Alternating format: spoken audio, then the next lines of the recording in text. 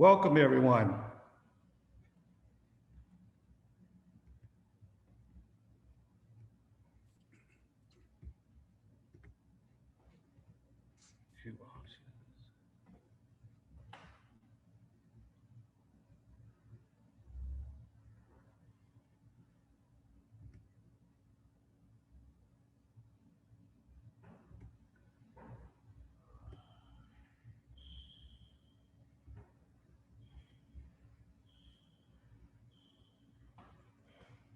Welcome, everyone.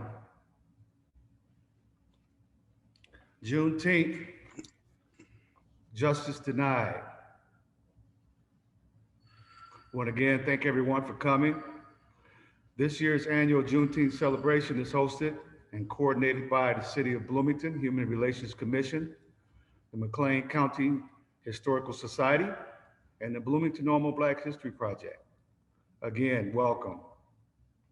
I'm Jeff Woodard, Director of Marketing and Community Relations for the McLean County Museum of History.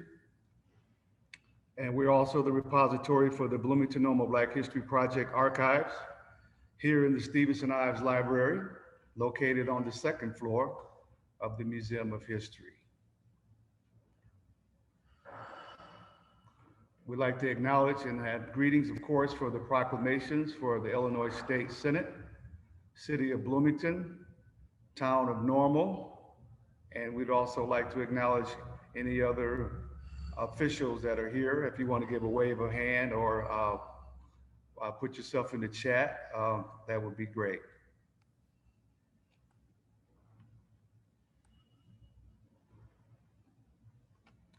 I'd like to especially thank our exclusive sponsor, the Bloomington Public Library, whose summer reading program is currently underway at the Bloomington Public Library. Reading logs are available at the library and at the bookmobile stops. I just saw one of them today on the east side. Completion prizes are awarded to readers who finish the program regardless of age and category. And the summer reading program ends on Monday, August the 2nd. Reading colors your world at the Bloomington Public Library. We thank you, our exclusive sponsor. The protocols for this evening, we'd just like for you to know that the event will be recorded and the program participants should remain muted at all times. And we'll have a question and answer period. And we ask you that you put your question in the chat box. And also, if you're having any technical difficulty, you can also put that in the chat as well. And we can try to address that with the Zoom administrator, Tony Jones. He's doing a fabulous job back there in the background. We'd like to acknowledge Tony since he's not seen. Also like to thank the Bloomington Normal Black History Project Committee. It's been quite a week. We're in day 4 and folks have just been doing a tremendous job. Juneteenth, justice denied, right? Day 4. Today, the Juneteenth holiday becomes law. But on a sober note, today we received word that Mr. Reginald Whitaker, who's a founding member of the Bloomington Normal Black History Project, passed this week. So at this time, I'd like to ask for a moment of silence, if you would.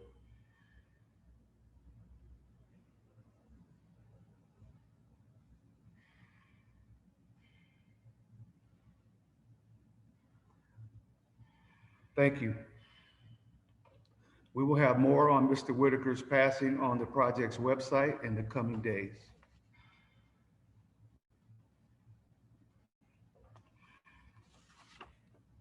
We're looking forward, really looking forward, as we continue a candid discussion that may educate, motivate, and celebrate.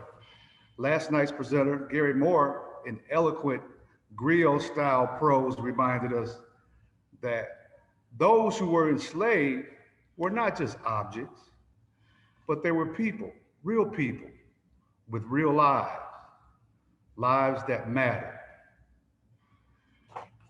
failed Reconstruction, the Nadir period that followed gave birth to Jim Crow.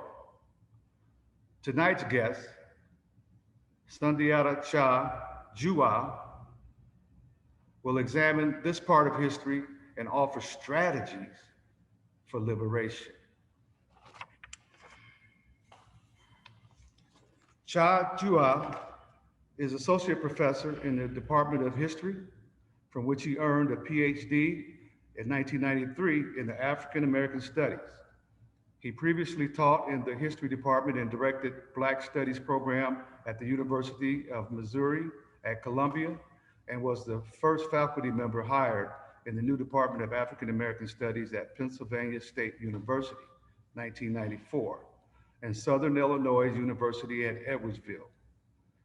Dr. Cha Jua received advanced certificates in Black Studies from Northeastern University in 1992 and from National Council for Black Studies Directors Institute in 1992.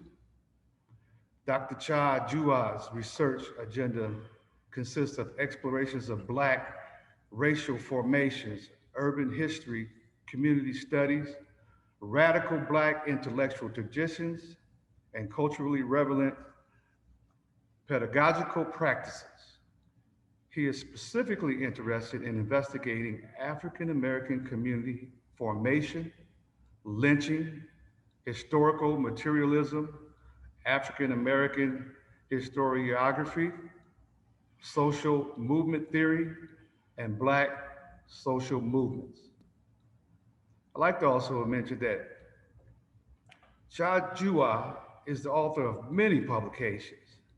He is a Frederick Douglass Distinguished African American Citizen Award recipient, and I could go on and on with his impressive vita. So at this time, please welcome Sundiata Cha Jua. Thank you. Thank you for that wonderful introduction. And I'd like to thank the Human Relations Commission from the city of Bloomington and the Black History Project of Moline County and the Historical Society for the invitation today. I'm going to share my screen.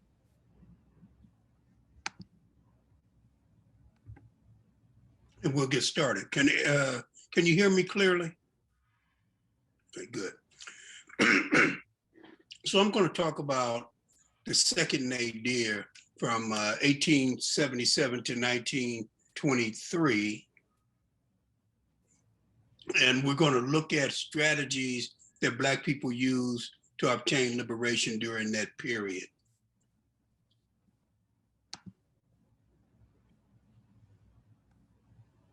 So our focus will be, we're going to begin by talking about the post-war Southern political economy. That is to say, we're going to look at the Southern economy, particularly the role that Black people played and the relationship of that political economy to the national and world economies. We're interested in questions around self-definition and self-determination. That is to say, the power of Black people to define themselves, their situation, and the process and content by which they would pursue liberation. We're going to analyze ideologies, strategies, and tactics used by African-American activists during the second nadir from 1877 to 1923. And if there's a takeaway that I want you to get from this talk, from this dialogue, it's that in this period, the nadir, but in all periods of African-American social historical experience, Black people have utilized multiple strategies. And in each and every period, the primary contradiction has been between those who want to give up, those who want to accommodate, those who want to submit to white supremacy and those who choose to fight, those who choose to resist. Now, there are other differences, but the primary contradiction has always been between those who want to accommodate and those who want to resist. So now, this question of the title, nadir, right? So I want to talk about the difference that a name makes, because it speaks to questions of self-definition and self-determination. So I'm going to use an example from Alice in Wonderland. And there's a pithy conversation between Humpty Dumpty and Alice. And Humpty Dumpty says to Alice, when I use a word, it means just what I choose it to mean, neither more nor less. Alice replies, the question is whether you can make words mean so many different things. Humpty dismisses her observation and he says, the question is which is to be master. That's all. So we're talking about the power to define. Now, Frederick Douglass poses another set of questions, and he's also looking at names, and he's looking at changing conditions. So Douglass was invited to talk at the closing, the last meeting of the American Anti-Slavery Society. They had already determined that they would abolish the society at that meeting because in their mind, their work was done. Slavery had been destroyed. So Douglass says to them, slavery has been fruitful in giving itself names, and it has been called the peculiar institution, the social system, and the impediment. It has been called by a great many names, and it will call itself by yet another name. And you and I and all of us had better wait and see what new form this old monster will assume and what new skin this old snake will come forth next. Douglass understood that the issue was something bigger than slavery. It was racial oppression, and slavery was but a form that racial oppression had taken, and it has taken many forms since, right? Now, Mark Twain and Charles Dudley Warner tried to conceptualize the period from 1865, the period from 1870s into the 20th century, and they focused on the on income and wealth inequality, the disparity between the robber barons and their opulent displays of wealth, and poverty of the white working class. But in the sense that the Gilded Age speaks to poverty, it does capture that relationship, that experience of Black folks in this period, right? And the contrast between the wealthy, the robber barons, and them. But it misses the most salient aspect of the Black experience during this period, because it was not poverty. They shared that with others. It was repression and racial terror and terrorism. Those were the cutting edge of the lived experiences of Black people during this period. Now, we want to bring those ideas, right, that slavery morphed into a new form of racial oppression. Rather than being destroyed and transmuted, we want to think about the need for self-definition, right, for Black people to define the nature of their experience and to do so on the basis of their lived experience. So we come into the aftermath of the war, and Thomas Conway, speaking to the best way to get the economy going again, he says, cotton is gold anywhere in Europe. By its extensive production, our currency will be more rapidly reduced to a gold standard than by any other. And he goes on to talk about the significance of cotton production for the United States, right? And so what we're left with is that the strategy for the United States to come out of the engagement, the destruction of the war, and to rebuild its economy, North and South, depended on cotton production. And the key to cotton production was, of course, Black labor. So the main question was, how would they regiment Black labor? How would they coerce Black folks to work? And so what emerges is a system of sharecropping, right? Actually, what emerges is a system of tenancy, what some scholars call the plantation economy. And you got three levels there. You got tenant farming, which is essentially paying rent, right? You've got shared tenancy, where an individual pays part of their rent in cash and part of it in crop.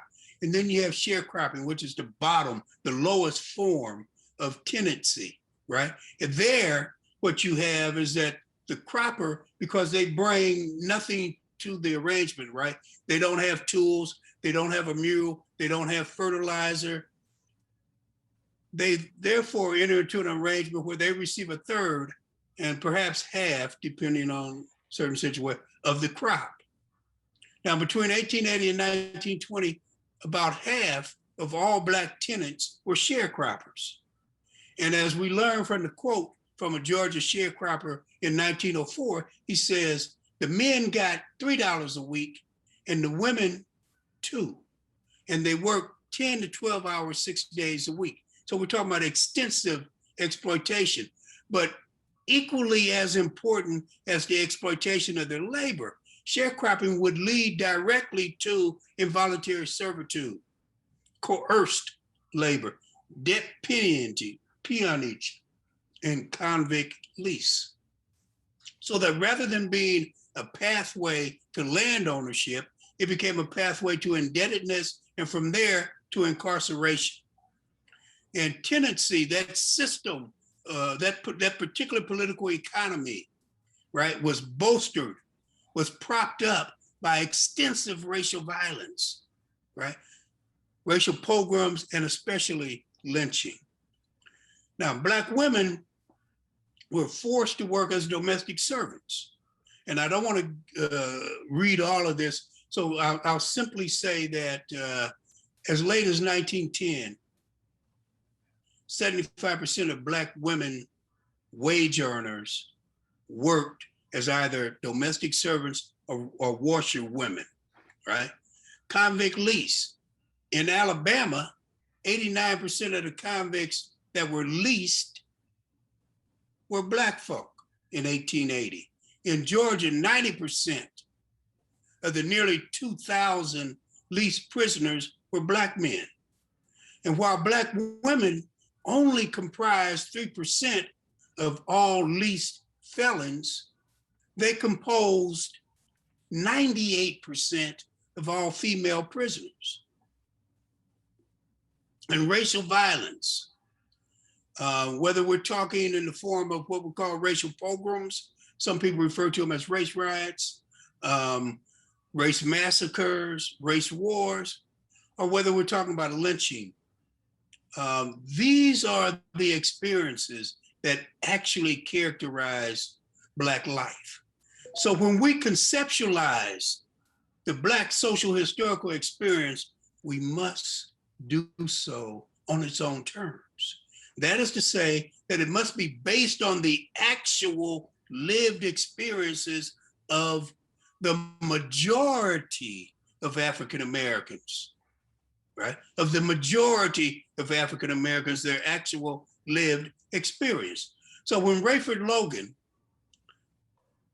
looks at this period of history, a period in which he sees extensive economic exploitation, he sees the revocation of recently won civil rights, and he sees an immense system orchestrated to degrade Black people and to use violence to keep them chained at the bottom of the well, right? So he terms this period the nadir. because the nadir speaks to the abyss. And a direct quote from Logan, he says that 1877 and 1917 was the quote, lowest point in the American Negro's struggle for equal rights. Now, Logan goes on to conceptualize 6 key features that make up the nadir. And the first is economic exploitation, what's occurring in the sharecropping system, what's occurring in lumber and coal mining in regard to Black folks. He also talks about disfranchisement, whether we're talking about the use of outright murder and terror to prevent Black people from voting that leads to the overthrow of Reconstruction, or we're talking about the period after the 1890s where where a system is instituted of property qualification, poll tax, and literacy tests. And then, and here I'm using the term apartheid. It's a term from South Africa, right? And I think we have to begin to strike out segregation and replace it with apartheid.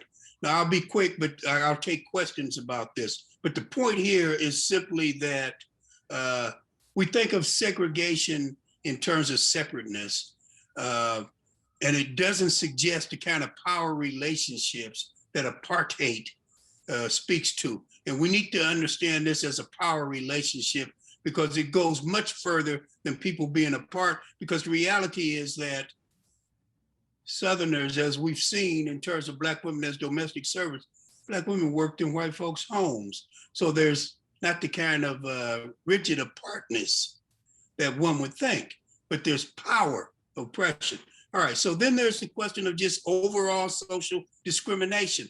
Black folks can't ride in the first class train sections, can't go to the movie theater unless they sit in the back, those kinds of things. And then there's the question of lynching and of course contempt, meaning the rationalization of these forms of oppression in the literature, in the newspapers, in the scholarly works, in the culture. Now, the nadir is contradictorily also the definitive moment in the creation of Black civil society. What Booker T. Washington, W.B. Du Bois, Peter H. Clark, and most Black folk during this period referred to as the creation of the nation within a nation, right? It witnessed the arrival of an African-American intelligentsia. Now, this new college-educated group of Black folks, they would only come to represent 2.3% in 1910, right? So they're truly an elite, but they're an elite with skills, right? Intellectual skills to respond to the degradation and the contempt, right? And to help organize, so they're not the only site of organization. So they respond to the new repression, right? The renewed assault on Black folks' dignity. Now, 2 men, middle-class men, Booker Taliaferro Washington and W.E.B. Du Bois, William Edward Burghardt Du Bois, they would dominate this historic period, right? They would embody 2 of the 5 ideologies or strategic visions that guided Black folks' action then and now, right? Black politics has always been broader than the poles of accommodation or conservatism and Black liberalism. There is also Black nationalism. There was an embryonic Black feminism or Black womanism that was emerging in this period. And there was, of course, the arrival on the historical stage of Black radicalism, right? Now, but the central contradiction remained between those who wanted to simply bow down and accept their subordination and those who wanted to stand up and fight, right? Between accommodation and resistance.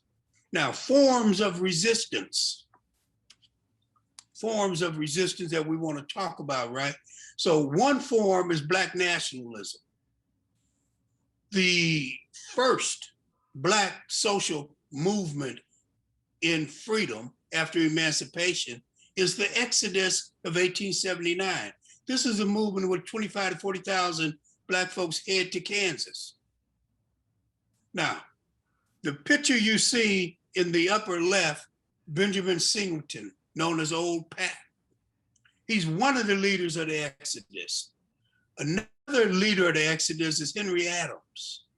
Henry Adams testified before Congress in 1880. I'm not going to read the quote, but I'm going to sum up things. So Adams is asked, why are Black folks going to Kansas? And his response is essentially that they're for the former slave masters have now conceptualized themselves as bosses, right? And the interesting thing is that boss in Dutch means master. So they never gave up thinking that they were masters of Black folk, right? And he says that they were willing to do anything, that nothing was too mean for them to prevent Republicans from winning office. And so it says, we're seeking to move because of the violence. Now, the Exodus and that militant thrust that comes out of the Exodus ultimately would give way to accommodation, Booker T. Washington, right? Washington was the most powerful Black person in the United States until President Obama. We all know something about Boss Booker, the Wizard of Tuskegee. I want to kind of frame the context in which Boss Booker comes to power. And I do this in part so that we understand the context and what he had to work with and how he understood the arrangement of forces that he had to contend with. Because we have to have a certain level of empathy for the situation that Boss Booker found himself in, but we also have to understand his treachery and his betrayal and his cowardice. But Booker comes to power in Black America in an era of defeatism, a moment in which Black people have been pressed down, right? The right to vote has been revocated. They've been victimized by extensive racial violence, specifically lynching. In the years 1892 to 1895, you see the highest number of Black folks lynched. In that decade of the 1890s, every 2.5 days, every 40 hours, a Black man, woman, or child was lynched. That is the moment that Booker T comes to power. Booker T emerges in power in the midst of the panic of 1893, 1897. Many scholars believe that the Depression of 1893 to 1897 was more severe, and in that sense was greater than the Great Depression. And of course, the unprecedented levels of racial terrorism. And a year after Booker T ascends, a year after his Atlanta Exposition Address, or as some of us like to call it, the Atlanta Betrayal, Plessy v. Ferguson is encoded into law so that apartheid becomes the law of the land. So that is the context in which Booker T came to power. But who is Booker Taliaferro Washington? You see a picture, and on your right should be the shortest person is Andrew Carnegie. Then there's Booker Taliaferro Washington, and then there is the President of the United States, William Howard Taft. Now, I'm not going to read this whole letter from Andrew Carnegie to William H. Baldwin, but I'm going to read the first paragraph. So Carnegie writes, I have instructed Mr. Franks, my cashier, to deliver to you and trustee of Tuskegee $600,000, 5% of U.S. Steel Company first mortgage bonds for the endowment fund. Now, the endowment fund is to be used for the institution Tuskegee, because Carnegie believes that Booker T. Washington has been gifted and blessed to do a certain kind of work, and is the best person to do this kind of work with an inert people like Black folk, right? African Americans. But imagine a Black leader today being given 5% of Amazon. That's what we're talking about here. With that wealth, Booker T came to control and dominate Black America. Now, what do we know about Booker T and the consequences of that kind of linking up to become a junior partner of white capital, right? So what we know is that Booker T would come to believe that the uneducated of both races should be disfranchised. He would come to argue that electoral politics should be a low priority. He would be anti-union, and he would oppose migration from the South. His classic statement that in all things truly social, we can be as separate as the fingers, yet one is the hand in all things essential to mutual progress. Now, W.B. Du Bois is born in the North. I'm not going to go through much of his profile. You can get the slides later. The big thing here is that Du Bois comes to criticize, to oppose Booker T. Washington's pedagogy and his political strategy. And he would contrast that with the notion of the talented 10th. And the talented 10th, it is an elitist strategy, but what it calls for is that Black people, that there be no restrictions on Black learning. And he believed that if there are no restrictions, then those people who were naturally more gifted would rise to the top, and they would be tasked with, once they got through the door, keeping it open, right? Expanding access for the rest of Black folk. So that was Du Bois's understanding. So Du Bois fought for civil rights, right? He fought for human dignity for Black folk, and he defended African-American culture. Now, here's the point here, that Du Bois and Washington were members of the middle class. They were part of that 2% of educated folk. They represented the same class, but different class strata. Washington represented the entrepreneurs, and Du Bois exemplified the intelligentsia. So the question becomes, who represented the masses of Black folk? And this is where we have to turn to some of the other folks and different ideologies and strategic visions. So T. Thomas Fortune, again, you can look at his background at another point. Fortune was a radical. He's one of the first Black radicals post-enslavement. He calls for an autonomous Black political party. He's for cooperative economics. He's an anti-capitalist, right? He's for voting rights like Du Bois, but he understands they're not a panacea.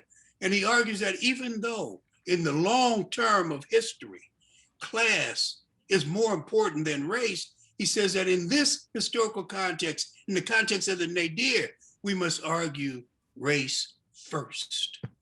Okay? Now, then there is the great Ida Bell Wells Barnett. She would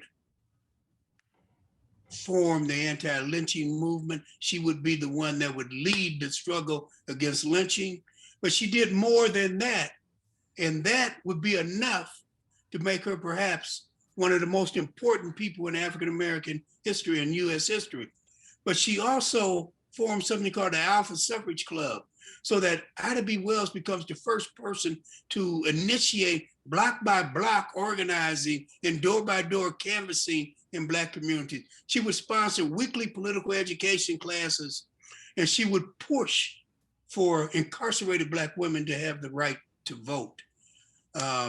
And I leave you with her, the quote, the lesson she learned from lynching was that a Winchester rifle should have a place of honor in every Black home. Now, then there's Callie House. someone who you may not have heard of. She and Isaiah H.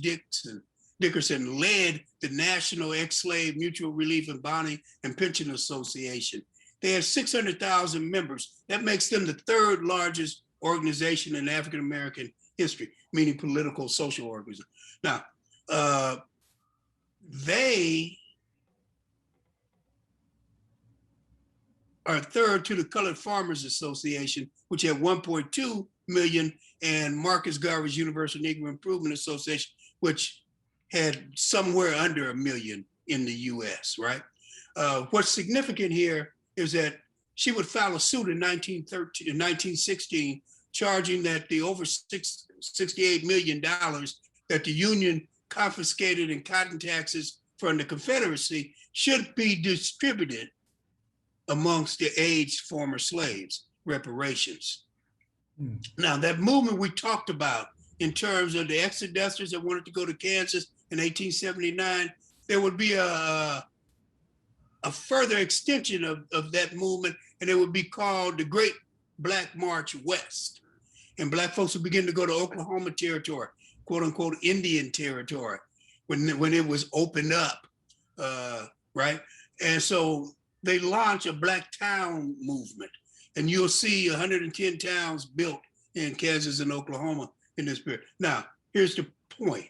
McCabe, Edward P. McCabe, conceived of making Kansas an all-Black state. He's inspired by what the Mormons did, right? And so he wants to make Oklahoma an all-Black state. Now, again, I'm not going to read all of this quote, but his argument is that, as he says, at present, we are Republicans, but the time will soon come when we will be able to dictate the policy of this territory or state. And when that time comes, we will have a Negro state governed by Negroes. We do not wish to antagonize the whites. They are necessary in the development of a new country, but they owe my race homes, and my race owes to itself a governmental control of those homes, a governmental control of those homes. Now, one can think of the exodusters and McCabe and those others who took the Great Black March West as Black nationalists, proto-nationalists. Now, another strategic vision would emerge. And this strategic vision is what we call Black radicalism. And by Black radicalism, I specifically mean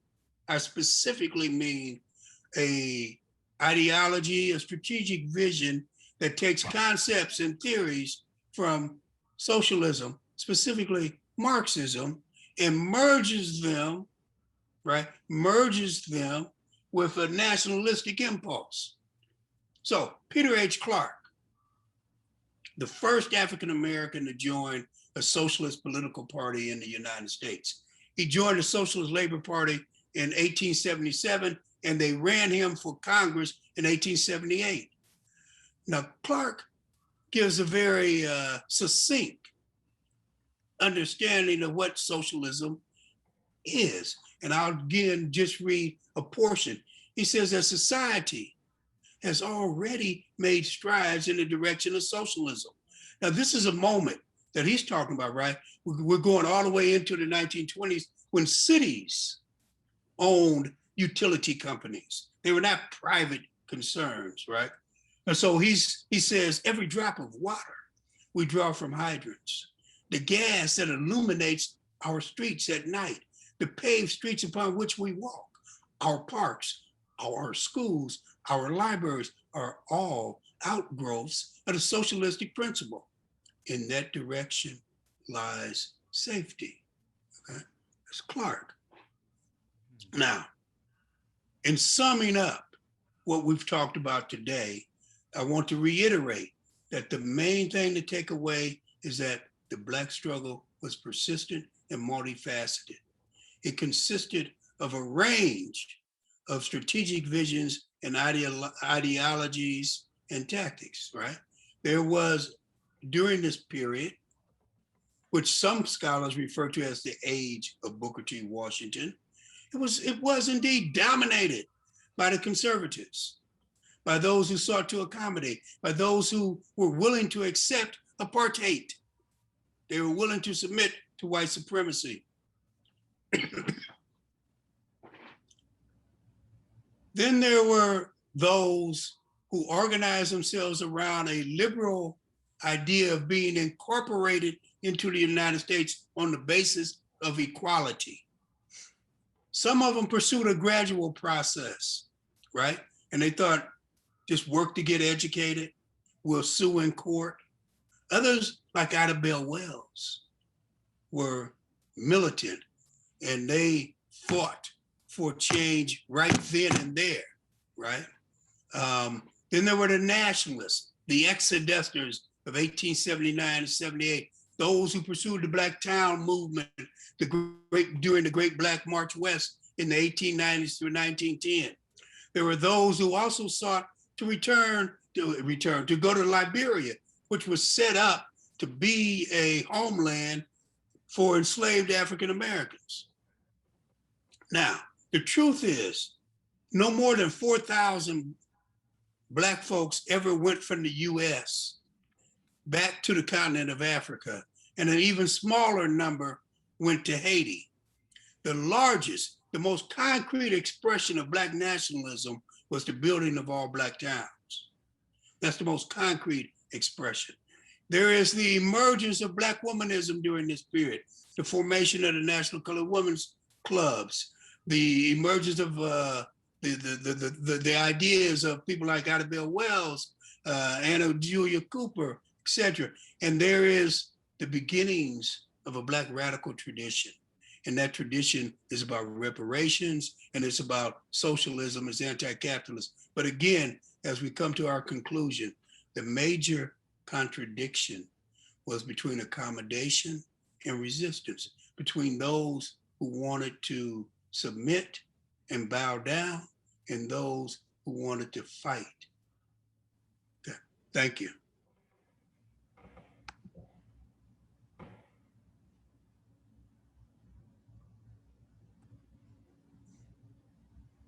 Thank you.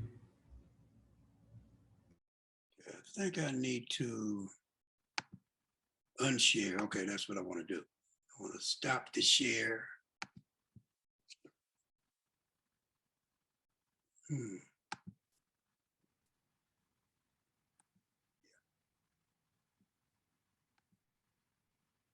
Okay.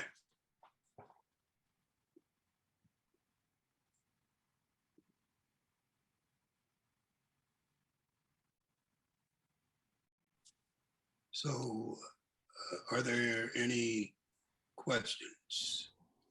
We will ask Tony if he would look at the questions in the chat and read them off for you.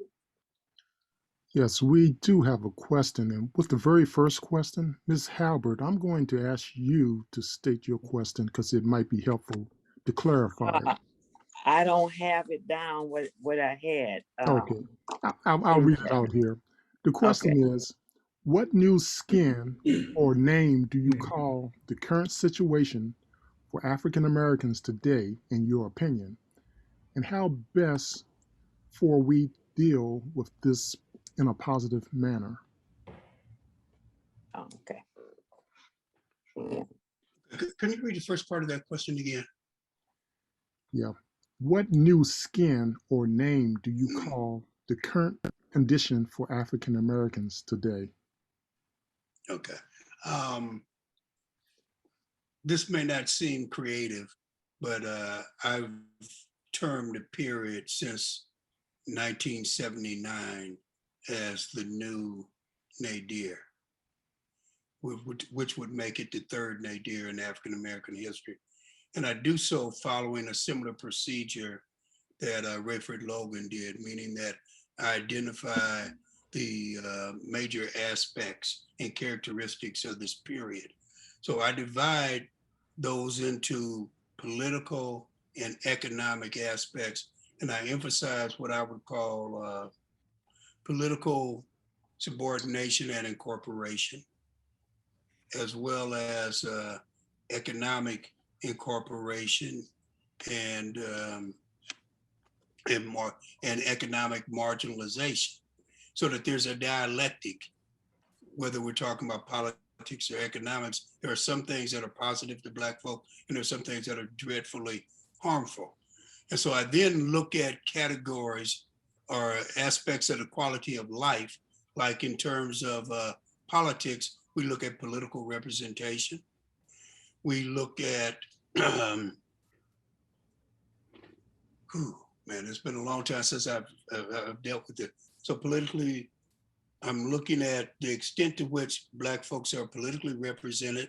I'm looking at things like police brutality, hate crimes, and forms of terror, those things that we would characterize as eminently political more so than economic, right? And when I look at those quality of life issues, and I've got 5 under political incorporation and political marginalization, and 5 under economic incorporation, economic marginalization, what I see is that when you look at the range of quality of life issues, what you find is that there's only one category that is a clear-cut improvement in Black folks' life, and that's political representation, right? We go from about 104 Black folks elected to public office in 1964, right, a year before the Voting Rights Act of 1965, to over 10,000 holding political office today. Now, before you know, that's massive, 104 to over 10,000. But that 10,000 today represents 1%. 1% of all elected officials in the United States. But we comprise nearly 14% of the population. But if you look at Congress, in the House, 12% of the House of Representatives is held by African Americans, by Black folk. So that's near parity to our number. But when you go and look at other aspects, right, especially the economic aspects, right, things like employment, unemployment, things like wealth, things like income, things like home ownership, you get a different picture. So I'll give you an example. The gap, and this is the main point in answer to your question, right? How do we measure these things, right? Compared to what? And so when we look at this notion of progress, the only way to measure it is not by something like, well, there was 104 Black people in public office in 1964. In 2021, there's more than 10,000. That looks like progress. You have to measure it in terms of the relationship between Black folks and white folks, right? It's got to be a comparative measure. So, for example, home ownership. The gap between African American or Black folks' home ownership and white Americans' home ownership in 1940 was 23 points. Today, the gap is 28. Excuse me. No. The gap was 28 in 2010. In 2018, it was 30 points. That is to say that in terms of home ownership, it's gotten worse.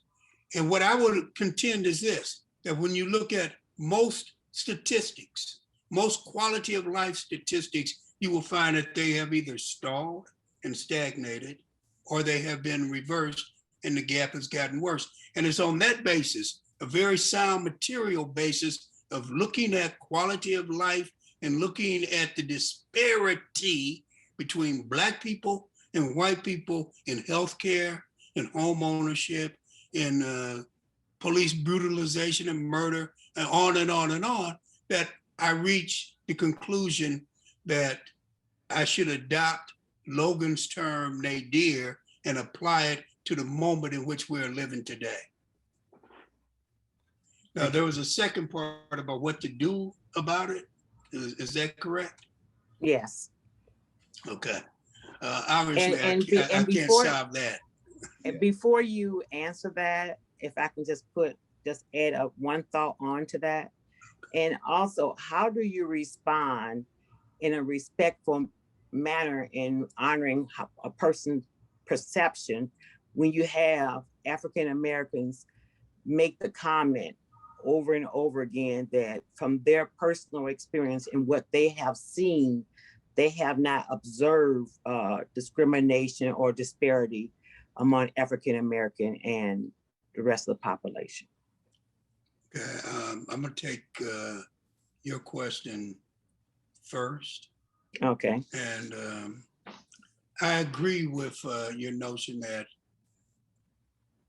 one can disagree and correct incorrect views of the world while doing so in a respectful manner. And that one, in fact, if you want to be heard, you have to be respectful. You know, my view has always been that people can hate me for my ideology and for my politics, but they can't, I'm not going to give them a reason to dislike me by my behavior. You get the point? So here's the thing. Any one person's experience is their own experience. I'm unconcerned. While I find it incredulous that a Black person could become an adult in this society and not have suffered racial discrimination, I will concede that some people lack the tools to discern when they're being discriminated against. But at the end of the day, I really don't care about one person's experience, because I can demonstrate that for the majority of Black folks, right, whether I do it through census data or whether I do it through the voice of Black folks, right, massive studies, massive interviews with Black folks, polling data consistently show that an overwhelming majority of Black people feel that they have suffered deeply from racial discrimination. About 70% of Black folks will make that argument. And at the end of the day, it's the interpretation of the majority buttressed, right, by existing quantitative and qualitative data that matters. Now, how do we deal with the nadir? I think that the solution lies in looking at the most radical elements of the individuals and groups that I just spoke about, right? So from someone like T. Thomas Fortune, I would take his notion that we need an all-Black political party, that in every local community in which Black people have a sizable percentage, there should be an independent Black political party. I would take the position that we have to begin to pursue cooperative economics. There are 235,000 Black millionaires and a handful of Black billionaires, and they have risen to wealth at the precise moment that large percentages, 30, 40% of the Black community has sunk into generational poverty, immiseration. So that should tell us that building one or two Black businesses, no matter how successful, is not the route to pull the mass out of immiseration. So we need a strategy that's built around cooperative economics, right? We need a strategy that is built around securing for labor the highest salary possible. The fight for 15 is a low bar, but we have to at least start there. I would argue that we can take from Ida B. Wells a strategy that calls for the block by block organizing of the Black community, and we should give preference to organizing the Black community as opposed to engaging in the tactics of Black Lives Matter and protesting white folk. We need to organize our community. We need to build on the institutions that we control. In addition to demanding that the public schools teach our history and culture, we have the obligation to make our churches, our sororities and fraternities, and other institutions that we control the site for what they call Saturday schools, right?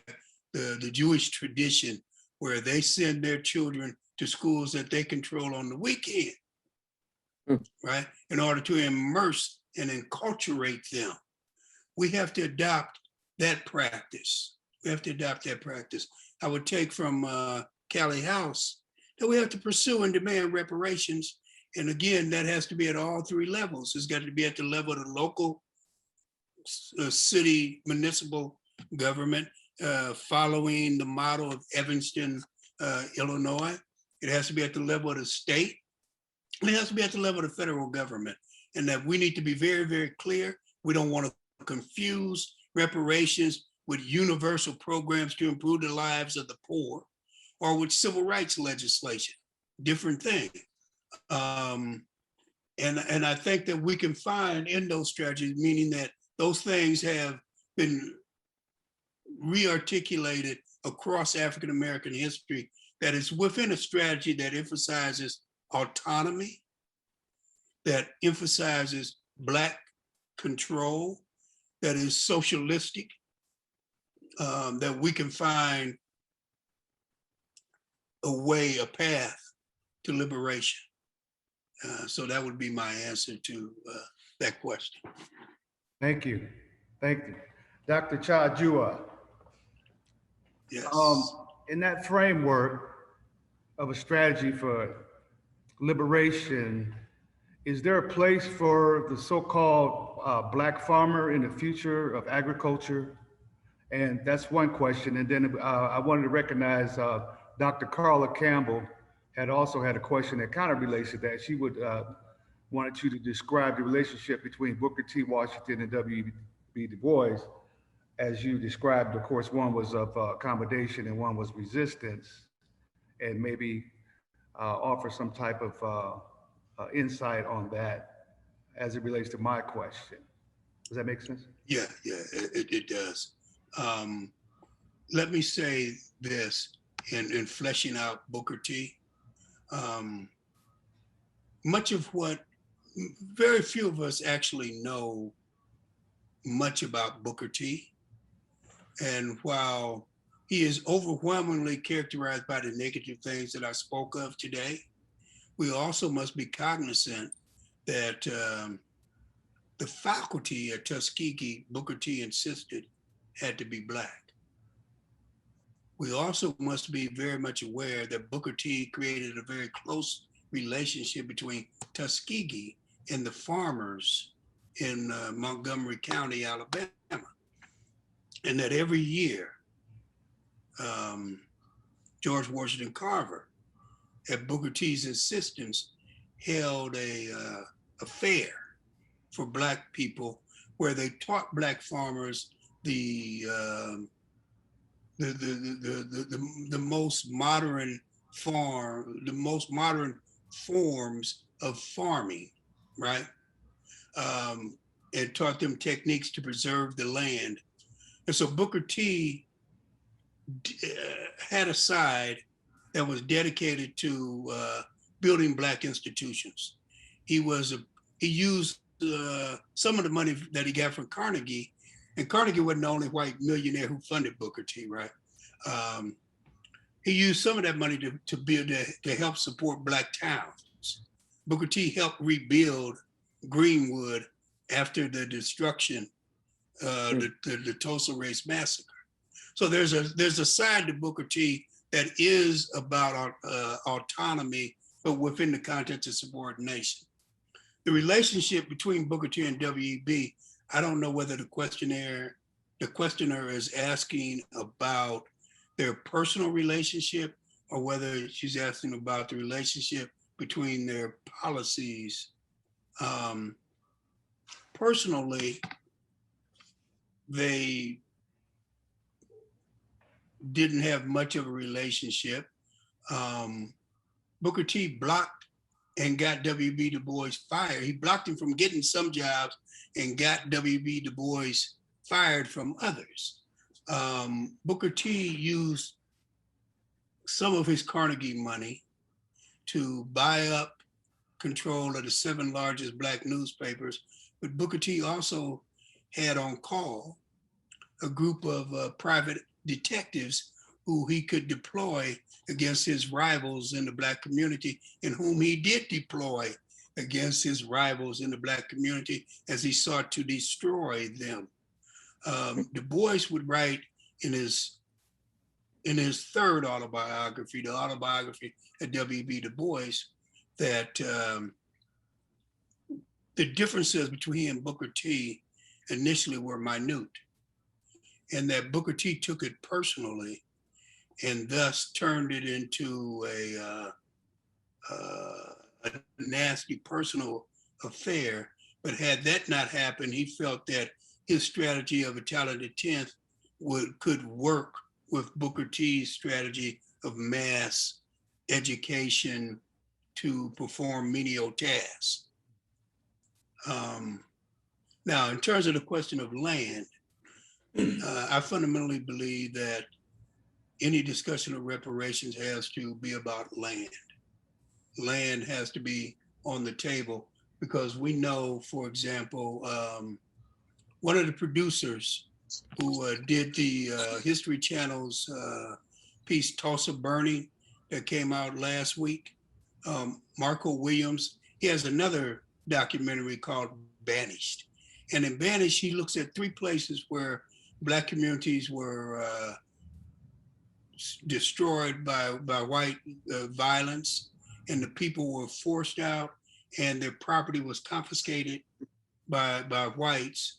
And in one place, Forsyth, Georgia, the land that was taken from this particular family in the mid 1980s was land where homes sold for $400,000 and $600,000, and all of that was property owned by Black folk that they received no compensation from, and they were literally ran out of the county at gunpoint by these white vigilantes and murderers. So clearly we have to have a policy to put land back. We know that $2 billion were paid to Black farmers during Obama's administration because of the ways in which the farm administration had treated Black folks and Black farm owners. So the last thing I'll say is this. In 1910, Black farmers owned 15 million acres of land. Today, we own less than 2 million. Less than 2%, right? Yeah. Thank you so much. We're coming up on our time. Let me tell you, we immensely thank you again for sharing, and thank you for your passion for your work. And I mean, it was just phenomenal. I mean, I think we got some pretty good strategies for liberation. Yes.